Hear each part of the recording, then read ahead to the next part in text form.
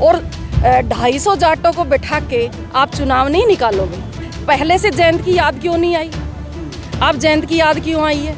अवतार सिंह भड़ाना वो एक तरह से अवतार ही है, जहाँ भी जाते हैं ना वहाँ इतिहास रचते हैं। 24/7 मैं आपके साथ सत्यपाल, मेरे साथ हैं प्रदेश सचिव सपा से जो अभी चुनाव प्रभार दिया गया है इनको, सुनीता यादव जी। आइए सुनीता यादव जी से जानते हैं कुछ चुनावी माहौल के बारे में। क्या है चुनावी माहौल? सबसे पहले सुनीता यादव जी, आपका बहुत बहुत स्वागत है उनका 24/7 जी।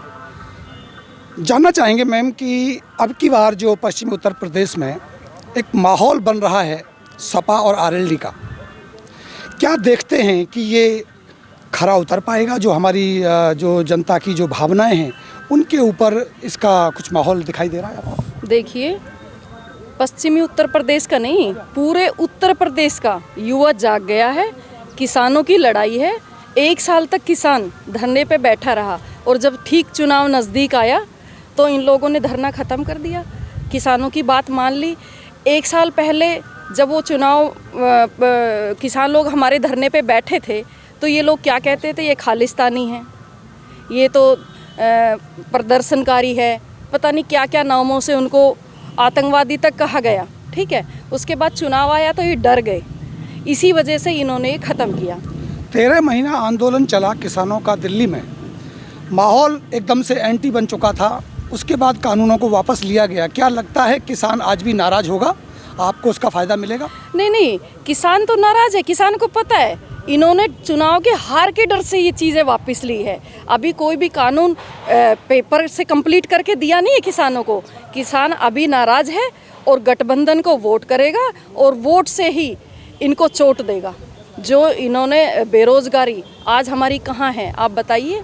हमारे आप ये देखिए, एक पद के लिए 400 लोग लाइन में खड़े हैं लगा के।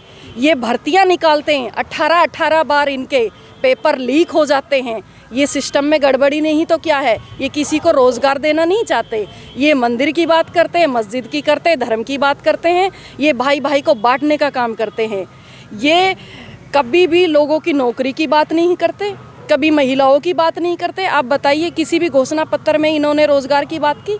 अगर सरकार हमारी गठबंधन की बनती है तो हम आईटी सेक्टर में 20 लाख लोगों को रोज़गार देंगे और 11 लाख जो हमारे सरकारी रिक्त खाली हैं वो उनका हम भरने का काम करेंगे। भारतीय जनता पार्टी की तरफ से अभी जयंत चौधरी के लिए दरवाजे खोलना और जाट नेताओं को बुला करके चाय पार्टी देना, क्या मायने हैं इसके? ये डर है।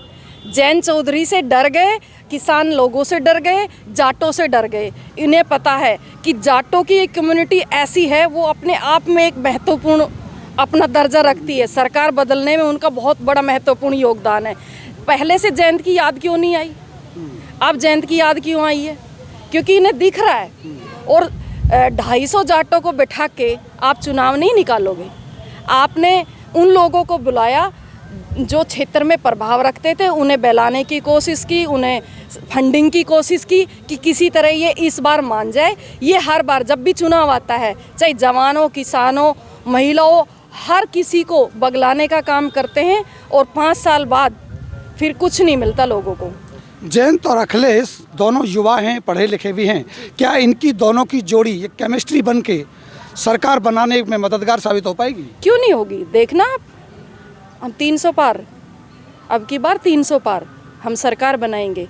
पश्चिमी उत्तर प्रदेश, आप वेट कीजिए, 10 तारीख का गठबंधन जीतेगा और उत्तर प्रदेश में गठबंधन की सरकार बनेगी। अगर जेवर विधानसभा की बात करें तो जो यहाँ से पहले से प्रत्याशी हैं भारतीय जनता पार्टी के, उनके बारे में सुना जाता है कि वो धमकियाँ दे रहे हैं, उनकी यहाँ बदमाशी चलती है। इस पर आपका क्या कहना है? कैसे अपने कार्यकर्ताओं को आप सुरक्षित मैसेज दे पाएंगे कि वो आपके साथ? ऐसा है, जो हमारे प्रत्याशी है ना अवतार सिंह भड़ाना, वो एक तरह से अवतार ही है।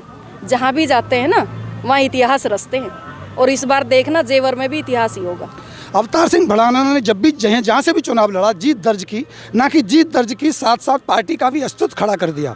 आज एक बार फिर आरएलडी के साथ अवतार सिंह भड़ाना है, नया क्षेत्र है। अगर उन्हें जीत मिलती है तो क्या पार्टी उनको सम्मान देगी? क्यों नहीं देगी? किस लेवल का सम्मान देगी? मंत्रालय दे देंगे।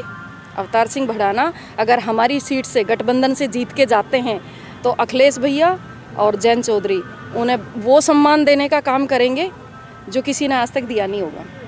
भारतीय जनता पार्टी हर बार ऐसे मुद्दे निकालने की कोशिश करती रही जहाँ जाति और धर्म पर बात होती रही। विकास के मुद्दे गौण हो गए, जहाँ शिक्षा का हो या स्वास्थ्य का हो। लेकिन क्या आपको लगता है अब की बार भारतीय जनता पार्टी इन मुद्दों को खोजने में कामयाब हो पाएगी? देखिए, जनता आजकल की जागरूक हो गई है, सब सोशल मीडिया पे है। आप कितने दिन किसी को झूठ बोल सकते हो? सब जनता समझ गई है कि ये झूठ बोलते हैं। हिंदू मुस्लिम जाति धर्म मंदिर मस्जिद इन्हीं के नाम पे ये काम करते हैं। बताइए किस क्षेत्र में इन्होंने काम किया है? एक चीज़ बताइए। आप कह रहे हैं कि जेवर में हम एयरपोर्ट दे रहे हैं, एयरपोर्ट तो दे रहे हो, साथ साथ बेच भी तो दे रहे हो। युवाओं को रोजगार कैसे मिलेगा आप बताइए? जो भी इंडस्ट्री है उनमें बोर्ड लग जाता है कि क्षेत्रीय लोगों को नौकरी नहीं दी जाएगी। तो ज़मीन हमारी, इंडस्ट्री हमारी ज़मीन पे लग रही है और हमारे बच्चों को रोज़गार नहीं मिलेगा, तो ये कहाँ तक है? और हमारे यहाँ बीजेपी के लीडर उन्हीं पूंजीपतियों के साथ मिलकर ये कार्य करने का काम कर रहे हैं। तो आप क्षेत्र के युवाओं को ये भरोसा देंगे कि अगर आप यहाँ सत्ता में आए तो यहाँ पर जो उद्योग लगेगा उसमें उनको भर्ती सुनिश्चित हो सके? मैं ये कह रही हूँ, जैसे ही गठबंधन की सरकार बनेगी और अवतार सिंह बढ़ाना यहाँ से MLA बन के जाएंगे, जितनी यहाँ इंडस्ट्री आएगी जेवर क्षेत्र में और जो बोर्ड लगाते कि क्षेत्रीय लोगों को हम रोजगार नहीं देंगे, सबसे पहले बोर्ड निकालने का काम अवतार सिंह बढ़ाना करेंगे।